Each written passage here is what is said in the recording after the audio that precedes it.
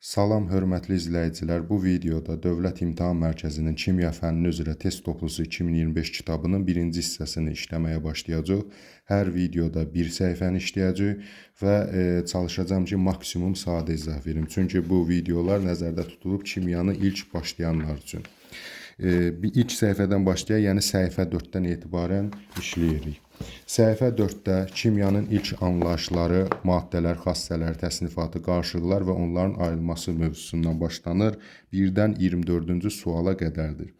Başlayaq birinci sualdan.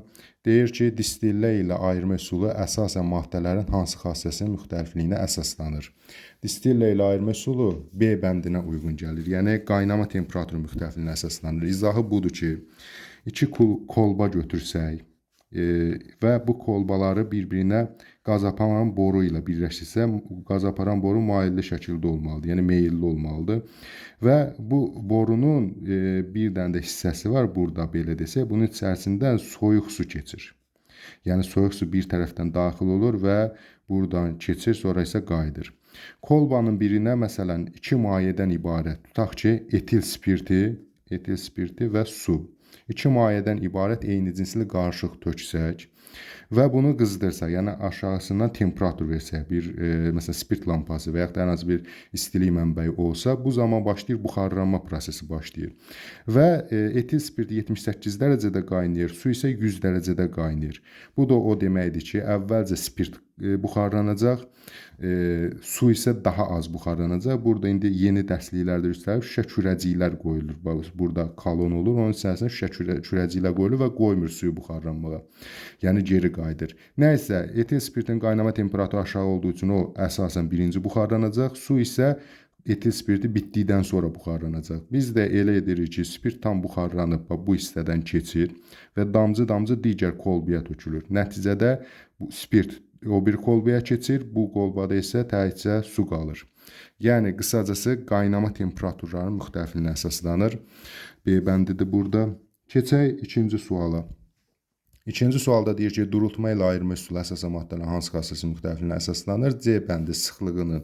Durultma nə deməkdir? Yəni, tutaq ki, məsəl üçün, yağ və su qarışığı eyni cinsli olmayan, yəni müxtəlif cinsli olan qarışıqlara aiddir. Bu yağ və su qarışığın biz götürsək bir stəkan və onu durulması üçün bir kənara qoysaq, müəyyən müddət sonra yağ üstə çıxacaq, çünki yağın sıxlığı daha azdır. Amma suyun sıxlığı daha çox olduğu üçün aşağıda toplanacaq. Deməli, sıxlıqlar fərqlinə əsaslanır. Loru dilində desək, yüngül olan üstdə, ağır olan aşağıda. Bu üsula əsaslanan ayırıcı qıf var. Ayırıcı qıf belə bir cihazdır. Yəni, qıfın aşağısında sadəcə olaraq bir krant var. Və onun içərisində yağ su qarışığını tökdükdə, müəyyən müddət saxladıqda, bayaq dediyimiz kimi suyun sıxlığı çox olduğu üçün aşağıda, yağda isə az olduğu üçün yuxarıda toplanacaq. Və aşağıda da bir qab qoysa, bu krantı açsaq, su damcı-damcı tökülür bu qabın içərisinə. Yağ su sərhəddi gəlib kranta çatdıqda isə krantı dərhal bağlayırıq. Və nəticədə yağ tökülmüş olur, daha doğrusu su tökülmüş olur qaba, yağ isə qalır burada. Yəni su buradan təmizlənmiş olur. Daha sonra, yəni burada olacaq C bəndi sıxlığının. Üçüncü sual. Deyir ki, xromatoqrafiya ilə ayırma üsulu əsasən maddələrin hansı xassəsinin müxtəlifliyinə əsaslanır? Xromatoqrafiya üsulu dərsliklərdə, yəni orta məktəb səviyyəsində çox geniş keçilmir. Qısaca yadda saxlasaq, xromatoqrafiya, adsorpsiya, bunlar əlaqəlidir. Adsorpsiya qabiliyyətinə əsaslanır. Qısa izah verək, adsorpsiya udma qabiliyyətidir. Yəni bir maddənin belə deyək də, sadə bir misal götürək. Tutaq ki, sistemdə A və B maddələri var. Bir dənə adsorbent daxil edirik. Bu adsorbent məsələn A maddəsini daha çox sorur. B maddəsini isə ya udmur, ya da ki, çox az udur. Nəticədə A maddəsi udulur, B maddəsi isə sistemdə qalır. Yəni A ilə B ayrılmış olur. Yəni B variantına uyğun gəlir. Dördüncü sual. Hansı kimyəvi işarə bəsit maddəni göstərir? Kimyəvi işarələr, bunların hamısı kimyəvi işarədir. Amma bunların hamısı bəsit maddə deyil. Çünki bəsit maddənin indeksində, yəni ayağında, bu aşağı bu hissəsində ədədlər olur. Misal üçün, hidrogen işarədir, H2 bəsit maddə, yəni hidrogen qazı. Xlor işarədir, xlor 2, yəni xlor qazı isə bəsit maddədir. Azot İşarədə azot ayağında əgər, yəni indeksində 2 qoysa, olacaq azot qazı bəsit maddədir. Brom 2 bəsit maddədir. Amma helium, neon, argon, kripton, ksenon, radon və bu təsirsiz qazlar, buna nəcib qazlar da deyilir. Bunlar isə heç vaxt ayağında, yəni indeksində ədəd olmaz. Çünki bunlar tək halda olurlar, yəni 2-2 birləşmirlər. Ona görə bunların kimyəvi işarəsi də, bəsit maddəsi də eyni cür olur. Yəni kimyəvi işarədə də neondur, ne şəklində yazılır və bəsit maddə kimi də neondur, ayağında ədədi yoxdur. Ona görə də A variantıdır. 5-ci sual isə bu dəfə tərsinə deyir. Deyir ki, hansı kimyəvi işarə bəsit maddəni göstərir? Burada indi biz baxsaq, görürük ki, hamısı yenə kimyəvi işarədir. Amma bəsit maddə deyil. Çünki N2 bəsit maddədir. Xlor 2, fluor 2, yod 2 bəsit maddədir. Tək halda olanda bəsit maddə deyil, kimyəvi işarədir. Burada argon isə bayaq dediyimiz kimi bu təsirsiz qaza aiddir. Təsirsiz qazlar heç vaxt ayağında ədəd olmur. Yəni indeksində 2, 3, 4, 5 və s. ədədlər olmur. Tək halda olur. Ona görə bu eyni zamanda həm kimyəvi işarədir, həm də bəsit maddədir. Doğru cavab E bəndinə uyğun gəlir. 6-cı suala baxırıq. Bəsit maddələri müəyyən edin. Bəsit maddələr odur ki, tərkibində bir dənə kimyəvi element olsun. Yəni ayağında ədəd fərqli ola bilər. Yəni indeksi fərqli ola bilər. Eyni elementin bir neçə atomu ola bilər. Amma eyni növ element olmalıdır. Mürəkkəbdə isə fərqli növ element. Misal üçün A bəndinə baxsaq, O2, yəni 2 dənə oksigen atomu bir-biri ilə birləşib. İkisi də eyni elementdir. Deməli bu nədir? Bəsit maddədir. Amma ikinci tərəfinə baxsaq, H-xlor. H-xlorda isə hidrogen elementi xlor elementi ilə birləşib. İki fərqli element bir-biri ilə birləşib. İki fərqli element olduqda isə olur mürəkkəb maddə. Yəni eyni element bəsit, fərqli elementlər birləşəndə olur mürəkkəb. A bəndində H-xlor mürəkkəbdir, ona görə A deyil. B bəndində H2O mürəkkəbdir, 2 element, fərqli elementdir. Hidrogen, oksigen, bu da deyil. C bəndində isə H2 təkcə hidrogen elementidir, O2 təkcə oksigen elementidir. Ayağında ədəd lap 5 də olsa, 3 də olsa onun adiyyəti yoxdur. Yəni bir neçə atom ola bilər, amma eyni atomdursa artıq bəsitdir.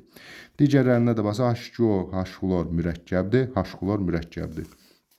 7-ci suala baxırıq. Bənzər tipdə sualdır. Mürəkkəb maddələri müəyyən edin. NH3, yəni amonyak mürəkkəb maddədir, çünki azot və hidrogendir. 3-cü bənddə də HNO3, hidrogen, azot, oksigen 3 elementdən ibarətdir. Ona görə də bu da mürəkkəbdir. Yəni doğru cavab eləyəcək 1, 3, B variantı. Burada N2 qazı və kükürdü isə bunlar bəsit maddələrdir, çünki tərkibində ancaq eyni növ elementlər vardır. 8-ci suala baxaq. 8-də bəsit maddələr müəyyən etmək tələb olunur. Birinci dəmir bəsit maddədir. H2O mürəkkəbdir, 2 fərqli element. Ferromes mürəkkəbdir, 2 fərqli element. 4-cü kükürt tək halda yenə bəsit maddədir. Burada 1, 4, yəni uyğun gələcək D bəndinə. Nəcib qazı müəyyən edin. Nəcib qazları əzbərə bilmək lazımdır. Helium, neon, argon, kripton, ksenon, radon. 8-ci qrup əsas yarım qrup elementlərdir. Bunlar həm də təsirsiz qazlar da deyirlər. Burada neondur nəcib qaz. Aşağıda isə argondur nəcib qaz. Yəni 9-da A, 10-da isə B bəndin işarələyəcəyik. 11-ci suala baxaq. Hansı element 2 atomlu bəsit maddə əmələ gətirir? Burada azot 2 atomlu bəsit maddə əmələ gətirir. Yəni N2. Cavab A variantıdır. Digərlərinə baxsaq, karbonda indeksində ədəd yazmırıq. Çünki o kristal qəfəsi fərqli quruluşdadır. Ayağında ədəd olmaz, təkcə yazırıq. Silisyumda da yenə kristal qəfəsi fərqli quruluşdadır. Təkcə silisyum yazırıq. Bunları qeyri-üzvü kimyanı izahını verəndə ətraflı izah verəcəm. Helium bilirik ki, təsirsiz qazlı tək halda olur. Dəmir də metal kristal qəfəsidir. O da tək halda yazılır. Tək olmurlar, tək halda yazılırlar. Yəni çox sayda məsələn metallar və ya da karbon, silisyum çox saydası birləşir. Ona görə ədəd qoymuruq. Burada A variantı. 12-ci sualda isə hansı element 2 atomlu bəsit maddə əmələ gətirmir deyir. Oksigen O2 əmələ gətirir. Azot N2 əmələ gətirir. Xlor, xlor 2 əmələ gətirir. Hidrogen də H2 əmələ gətirir. Təkcə silisyum tək halda yazılır. Çünki 2 atomlu yox, çox atomlu qəfəs əmələ gətirir. Necə ki, karbon və yaxud da metallar. 13-cü sual. Metalı müəyyən edin. Metalları, qeyri-metalları əzbərə bilməliyik. Konspektimin ümumiyyətlə birinci səhifəsində elementlərin işarələri və xüsusiyyətləri haqqında məlumat vermişəm. Onları kim ki əlaqə saxlasa PDF-ini göndərərəm və onlarda burada yazılıb metal hansıdır, qeyri-metal hansıdır. Burada C bəndidir. Ferrum dəmir metaldır. Flyor oksigen, hidrogen, yod isə qeyri-metallara aiddir. 14-cü sualda qeyri-metalı müəyyən edin. Oksigen qeyri-metaldır, oksigen qazı. Amma sink metaldır, dəmir metaldır, natrium metaldır, alüminium da metaldır. Bu bir hissəyə baxaq. 15-ci sual. Dəmirlə kükürddən ibarət qarşıdan dəmiri necə ayırmaq olar?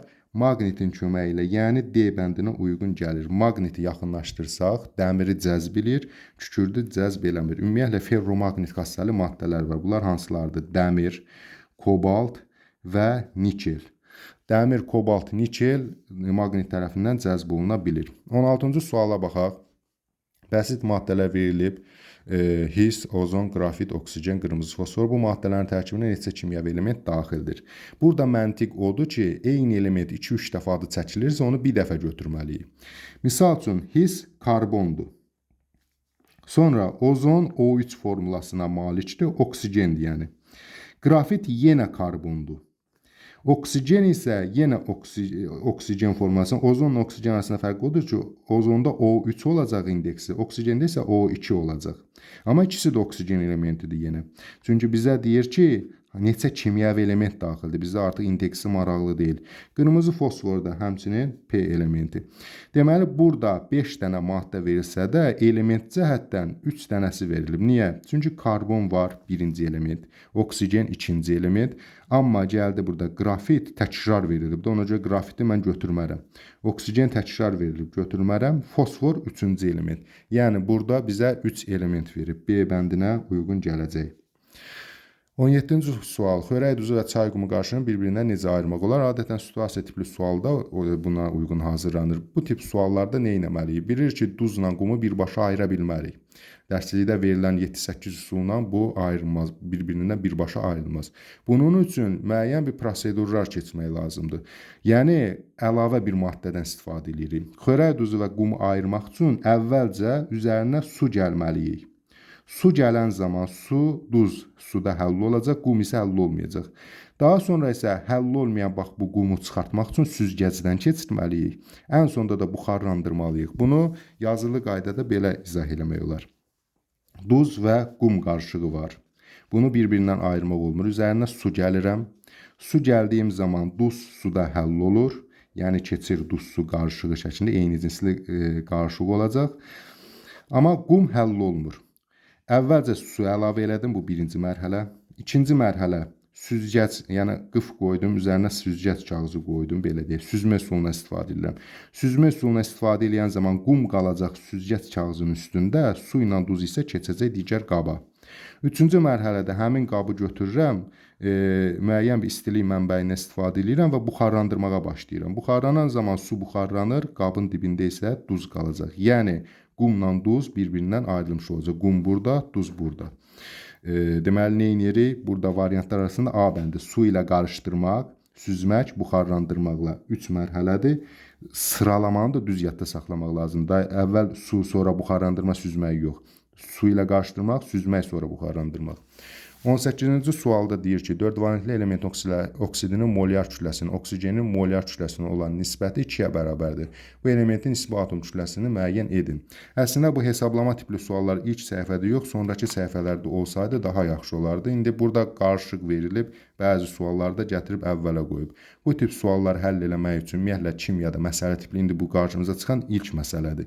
Məsələ tipli sualları həll etmək üçün əvvəlcə sualı oxuyuruq, daha sonra isə burada verilən sualı sanki kimya dilinə tərcümə edirik. Yəni, buradakı mətn şəklində Azərbaycan dilində yazılmış sual hissə-hissə, addım-bə-addım, söz-bə-söz çevrilməlidir kimya dilinə. Gəlin mərhələləri izah edeyim. Əvvəlcə 4 valent qeyd edirəm. Bilirik ki, valentlik rum rəqəmi ilə qeyd olunur. Elementi bilmirəm hansı elementdir. Ona görə elə el şəklində yazıram, X də yaza bilərəm. Yəni, bu məchuldur. 4 valentli elementin, oksidinin, oksid nədir? Bir oksigendən ibarət olmaqla 2 elementdən ibarət maddələrdir. Yəni, biri oksigen olacaq, 2 element bir yerdə oldu, oksidi. Bunun indi mən formulasını bilmirəm. Yəni indeksi bilməliyəm ki, formulanı düzəldə bilim. Lx o y şəklində yazıram. Amma oksigenin sabit valentli olduğunu bilirəm. Formulanı düzəltmək üçün valentliyi əzbərə bilmək lazımdır. Sabit valentlilər var, dəyişkən valentlilər var. Onu nəzəriyyədən oxumaq lazımdır. Sabit valentlidir, 2 valentli. Bu şəkildə yazıram. Valentlikdən biz bilirik ki, mən indi burada bir də təkrar izah edeyim. Ya çarpaz qaydası ilə bunu tapmaq, ya da əkov qaydası ilə. Çarpaz qaydası biraz asandır. 4-ü gətirməliyəm bura, 2-ni gətirməliyəm bura. Yəni elementin valentliyinin oksigenin ayağına, oksigenin valentliyinin isə elementin ayağına. 4 gəldi bura, artıq ədədlə 2 gəldi bura və ondan sonra isə ixtisar aparmalıyam. 2 ilə 4-ü ixtisar aparanda hər ikisi 2-yə ixtisar gedir. 2-ni 2-yə böləndə 1 qalır. 4-ü 2-yə böləndə 2 qalır. 1 yazılmaz heç vaxt. Yəni ədədin olmamağı elə 1 deməkdir. Oksigen də oldu 2. Element O2 şəklində qeyd olundu. Bax bu oldu 4 valentli elementin oksidi. Bu oldu çarpaz üsulu. Əkov üsulunda isə nə edirik? Yenə eyni qayda ilə yazırıq, eyni nəticə alınacaq.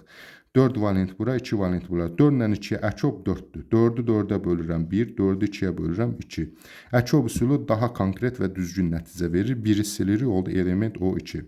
Nəysə, əvvəl formulanı tapdıq. Bura qədər artıq tapdıq. Sonra deyir ki, bunun molyar kütləsi, yəni element O2 maddəsi, bax bu maddənin molyar kütləsi. Gəlin qeyd edək, M, molyar kütlə M-dən işarə olunur və M-ə bərabərdir. LO2 bərabərdir. Bunun molyar kütləsi nə qədər olacaq? Elementi bilmirəm, ona görə X. Üstəgəl oksigenin kütləsi, bax burada verib nisbi atom kütləsi 16. Neçə oksigen var? 2 ədəd. 16 2-nin 32. Yəni bu element O2 maddəsinin, bu formula malik maddənin molyar kütləsi X plus 32 oldu. Deyir ki, bax bu həmin bu molyar kütlə var ha. Oksigenin molyar kütləsinə nisbəti 2-yə bərabərdir. Yəni bax bu X plus 32-nin burada oksigenə bölsəm cavab eləyəcək 2. Yaxşı, oksigen molyar kütləsi nə qədərdir? Oksigen qazından söhbət gedir. O2-dir oksigen qazının formulası. Tək halda 16-dır, 16 2-nin 32. Yəni bunu, bax bu molyar kütləni 32-yə bölsəm cavab 2 çıxacaq. Bu maddənin molyar kütləsi oksigen molyar kütləsinə nisbəti 2-dir. Yəni 2 qat çoxdur. Bu elementin nisbi atom kütləsini müəyyən edin. Bu formula, daha doğrusu bu tənliyi hesablayaraq elementin nisbi atom kütləsini müəyyən eləyəcəm. Hesablamanı aparaq, 32-ni keçirdək bura. Yəni hər iki tərəfi 32-yə vuraq digər deyişlə. Burada çıxacaq 2 32-nin oldu 64. X üstəgəl 32 64-dürsə, deməli x bərabər 64-dən 32-ni çıxaram 32. X 32-yə bərabərdir. Yəni doğru cavab oldu C bəndi. Bənzər suallar 21, 22-də də var. Təkrar onları da izah eləyəcəm. Onda daha aydın qavrayacaqsınız. 19-cu sual, eyni cinsli qarışığı müəyyən edin. Burada xörək duzu su eyni cinsli nə deməkdir? Əgər qarışığın tərkibindəki maddələri gözlə görmürüksə eyni cinslidir. Məsələn, su ilə duzu qarışdırsam, mən duzu o suyun içərisində görə bilmirəm. Deməli, bu eyni cinslidir. Amma qumla xörək duzunu görə bilirəm və yaxud da kükürt su, dəmir qum, benzin su görə bilirəm. Ona görə də bunlar oldu müxtəlif cinsli. Bu videolar nəzəri yox, test xarakterli olduğu üçün ona görə də nəzəriyyənin çox üzərində durmuram. Amma bu videoya əlavə olaraq nəzəriyyə videoları da çəkib qoyacağam. Həmin o nəzəriyyə videolarını əvvəlcə baxın, sonra bu testləri işləyin. Həmçinin mənlə əlaqə saxlasaz, mən sizə öz konspektimin, yəni bunun 3 hissəsi var. Ümumi kimya, qeyri-üzvü kimya və üzvü kimya. O konspektlərdə sizə göndərsəm, oradan oxuyub qavraya bilərsiniz. 20-ci suala baxaq, eyni cinsli qarışığı müəyyən edin. Yenə eyni qayda ilə etil spirtli su qarışığın eyni cinslidir. Yəni biz onun tərkibini görmürük, amma digərlərinin tərkib hissələrini gözümüzlə və ya adi mikroskopla görə bildiyimiz üçün müxtəlif cinslidir. 21-22 bayaq dedik, 18-ci suala bənzəyir. İndi təkrar həmin sualları işləyək. Eyni qayda ilə əvvəlcə sualı oxuyursunuz. 2 valentli metan sulfat duzunun molyar kütləsi həmin metan molyar kütləsinin 2,5 dəfə çoxdursa, metan nisbi atom kütləsini hesablayın. Daha sonra biz bu sualı oxuduqdan sonra həmin bu mətni, yəni bu Azərbaycan dilində yazılmış bu mətn formasında olan sualı sanki kimya dilinə tərcümə eləməli, yəni riyazi formada yazmalıyıq. 2 valentli Rum rəqəminə yazıram. Deməli, 2 valentli metal, hansı metaldır bilmirəm. Ona görə məhsulu M şəklində göstərirəm. Yəni, X də yaza bilərdim bura. Sulfat duzunun Sulfat duzunun formulunu necə tərtib eləyərsiniz? Sulfat turşusu H2SO4-dür. Sulfat duzu da o deməkdir ki, buradakı hidrogenlər əvəz olunub hansısa metallarla, yəni X2SO4 ola bilər və ya XSO4 və s. Burada qayda budur ki, hidrogenlərin sayı neçə ədəddirsə, bu yerdə qalan turşu qalğın valentliyi o qədərdir. 2 dənə hidrogen var. Deməli, bunun ümumi, cəmi bir yerdə valentliyi 2-dir. Yenə deyirəm, sulfat turşusunun formuluna əsasən hidrogenləri silirəm 2 hidrogeni. Burada oldu valentliyi 2. H3 olsaydı 3 olacaqdı. H4 olsaydı 4 valentli olacaqdı və s. Bəzi kənara çıxmalar var. Bunları turşular dərsində ətraflı öyrənəcəyik. Nəysə, SO4-ü gətirəm bura və bunu bilirəm ki, cəm bir yerdə bu 2 valentlidir. Bunu ayrı-ayrı götürmürəm, qrup şəklində götürürəm. İndi çarpaz qaydasına əsasən 2-ni gətirməliyəm bura, 2-ni bura. Elə 2-2-yə ixtisar gedəcək, 1-1-i dahi yazmaya ehtiyac yoxdur. Amma ixtisar getməsəydi artıq yazacaqdı, bunu mötərizəyə alacaqdı, mötərizənin kənarında yazacaqdı ədədi. Və yaxud da əkov üsulü ilə də 2-2-nin 1, 2/2 yenə 1 eləyəcək. Qısası formulanın tərtib elədi MSO4 şəklində. İndi deyək ki, bunun molyar kütləsi, molyar kütləni M-dən işarə eləyirəm. Yaxşı, bunun molyar kütləsi nə qədərdir? M bərabərdir, metalı bilmirəm, X. Metalda neçə dənədir? Bir dənə. 1-ə day vurmaram. Sonra SO4 hissəsini isə 32 kükürdür. Burada qeyd edilib oksigen elementində və kükürd elementində, oksigen elementində. 32 budur, 16 4-dən 64 bu. Cəm bir yerdə 96. Yəni, bunun molyar kütləsi X plus 96-dır. Deyir ki, bunun molyar kütləsi həmin metal hansıdır? Bu M, X-la yazdığımız həmin metalın, yəni bu X-dan 2,5 dəfə çoxdur. Yəni, bu ədəd bundan 2,5 dəfə çoxdursa, o deməkdir ki, bərabərdir 2,5X. Səliqə ilə yazaq, yəni X plus 96 bərabərdir 2,5X-ə. Metalın nisbi atom kütləsini müəyyən edin. Bunu hesablasaq, yəni X-i tapsaq, X çünki metalın nisbi atom kütləsi idi, müəyyən etmiş olacaq. Baxıb görürük ki, hər iki tərəfdə bir dənə X götürsək, ümumiyyətlə bərabərin hər iki tərəfini eyni ədədə vursaq, bölsək, toplasaq çıxsa, nəsə dəyişmir. Ona görə də buradan da X çıxıram. X buradan getdi. Buradan da X çıxıram. Bu da 2,5X-dir. 1X çıxanda qalır 1,5X. Sonra isə 1,5X 96-ya bərabərdirsə, bəs X nəyə bərabərdir? 96-nı 1,5-ə bölürəm, 64-ə bərabər eləyəcək. Yəni, burada doğru cavab eləyəcək C bəndi. Daha sonra 22 də bənzər sualdır. Yəni, bu tip suallarda ilk öncə başlayırıq formulu düzəltməyə, daha sonra hesablamanı aparmağa. Deyir ki, yenə ekvivalentli metalın bromid duzunun nisbi molekul kütləsi həmin metalın nisbi atom kütləsindən 5 dəfə çoxsa metalın nisbi atom kütləsini müəyyən edin. Yenə ekvivalentli yazdım. Hissəsi, görürsünüz, söz addım və addım çevirirəm. Ekvivalentli yazdım. Metalın bilmirəm hansı metaldır, M yazdım.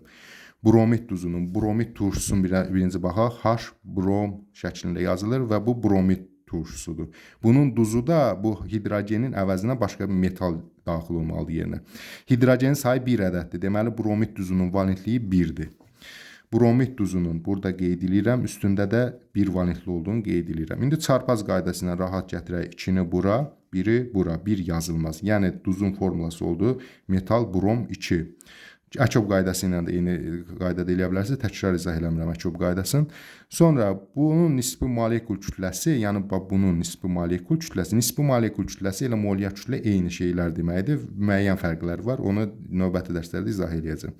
Nisbi molekul kütləsi MR ilə göstərilir. Metalın bilmirəm. Onda metal olacaq X. Bromu isə burada yazıb 80. Neçə dənə brom var? 2 dənə. Deməli 80-i vururam 2-yə 160. Yəni, bu maddənin kütləsi oldu X plus 160. Deyir, həmin metalın, yəni bu metalın, həmin metal nə idi? X. Həmin metalın nisbi atom kütləsindən 5 dəfə çoxdur. Yəni, bu ədəd bundan 5 dəfə çoxdur. Yəni, o deməkdir ki, 5-ə vurmalıyam. Bunu 5-ə vursam buna bərabər olacaq. Yaxşı, sonra deyir ki, metalın nisbi atom kütləsini müəyyən edin. Onda metalın nisbi atom kütləsi nə idi? X. Bu tənliyi mən tapmalıyam. Onun əsasında biləcəm. Hər iki tərəfdən X çıxaram. Buradakı X silinər. Buradakı qalar 4X. Burada qalacaq 4X. Sonra 4X 160-dırsa, bəs tək X neçəyə bərabər olar? 40-a bərabər. 160-ı 4-ə 40 eləyəcək. Yəni, burada doğru cavab olacaq. E bəndi. 23-cü suala baxaq. Hansı sırada bir atomlu bəsit maddələr əmələ gətiren elementlər göstərilib? Bayaq dedi, təsirsiz qazları burada baxmalıyıq. Arqonla helyum təsirsiz qazdır. Bunlar bir atomludur. Digərləri isə çox atomlular da var hər birinin daxilində. 24-cü sual. Hansı sırada çox atomlu bəsit maddələr əmələ gətirən elementlər göstərilmişdir?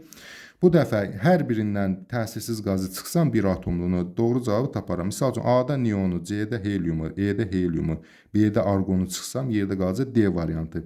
Həqiqətən də kükürt S8 formulalı, fosfor isə P4 formulalı bəsit maddələr əmələ gətirə bilir. Növbəti dərsdə növbəti səhifəni izah edəcəm. Hər bir sualı çalışıram ki, aşırı sadə, detallı, təfsilatlı izah edeyim. Ona görə videolar biraz uzun alınır. Misal üçün, indi 24 suala 25 dəqiqədən çox vaxt sərf olunub. Bunlar nəzərdə tutulub. Bir daha təkrar edirəm. Kimyanı sıfırdan başlayan və çətinlik çəkənlər üçün. Ona görə də kimin üçün yorucu ola bilərsə, mən nəzərdə tutmuşam. Gələcəkdə daha qısa tez-tez ən vacib çətin sualları izah edən əlavə videolarda çəkib qoyacağım inşallah. Sağ olun.